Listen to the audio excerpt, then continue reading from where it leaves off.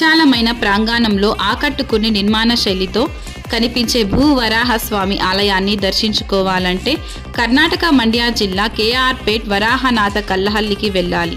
సుమారు 3000 సంవత్సరాల చరిత్ర ఉన్న ఈ ఆలయంలో వరాహమూర్తి చతుర్భుజుడిగా లక్ష్మీదేవి సమేతుడై దర్శనమిస్తాడు. ఈ ఆలయంలోని భూవరాహస్వామిని పూజిస్తే సొంతింటి కల నెరవేరుతుందని ఓ నమ్మకం.